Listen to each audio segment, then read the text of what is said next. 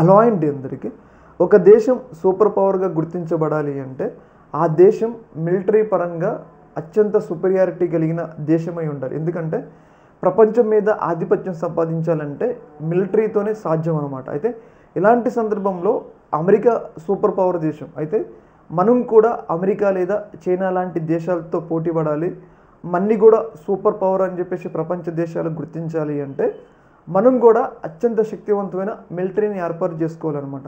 అందుకోసమని చెప్పేసి ఇప్పటికే మనం ఎయిర్ ఫోర్స్ అలాగే ఆర్మీలో చాలా స్వయం సమృద్ధి సాధించడం, దాదాపు 75% ఆయుధాలని మన భారతదేశంలోనే సమకూర్చుకుంటున్నాం. అయితే ఇలాంటి సందర్భంలో మనకి కొన్ని చోట్ల టెక్నాలజీ షార్టేజ్ ఉంది. ముఖ్యంగా సబ్మెరీన్స్ లాంటి ఆ ప్రదేశాల్లో టెక్నాలజీ షార్టేజ్ ఉంది. అయితే ఇలాంటి సందర్భంలో ఆ షార్టేజ్ని పూడ్చడం కోసం మన భారత ప్రభుత్వం రీసెంట్గా ఒక సంచలన నిర్ణయమే తీసుకోవడం జరిగింది.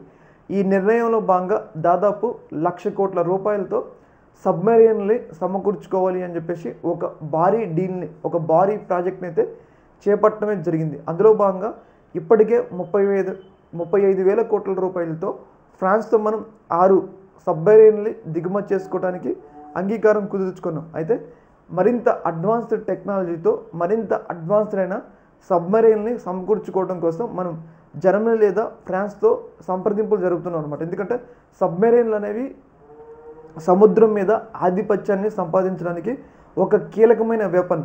అలాంటి వెపన్ మన దగ్గర ఉంటే రేపు అమెరికాకి చెందిన యుద్ధ నౌకలు కానీ చైనాకి చెందిన యుద్ధ నౌకలు కానీ మన్ని టచ్ చేయాలంటే భయపడతాయి అనమాట. అలాంటి సందర్భంలో డబ్బు పోయినా కానీ అత్యంత అడ్వాన్స్డ్ అయిన సబ్మెరీన్ని మనం ఫ్రాన్స్ నుంచి అలాగే జర్మనీ నుంచి దిగుమతి చేసుకోవడానికి అవకాశం ఉంది. అందుకోసం అని చెప్పేసి భారత ప్రభుత్వం దాదాపు 1,00,000 కోట్ల రూపాయలని కేటాయించింది అని చెప్పేసి మనకైతే అర్థమవుతుంది. అంటే మనం కూడా ఒక సూపర్ పవర్గా ఎదగాలంటే మన ఎవరైనా టచ్ చేయాలంటే భయపడాలి. రేపు చైనా కానీ అమెరికా కానీ మన మీద ఆధిపత్యం చెలాయించడానికి అవకాశం ఉంటుంది. అలా ఆధిపత్యం చెలాయించకుండా ఉండాలంటే మనం కూడా సుపీరియారిటీగా ఎదగాలి అంటే మిలిటరీలో.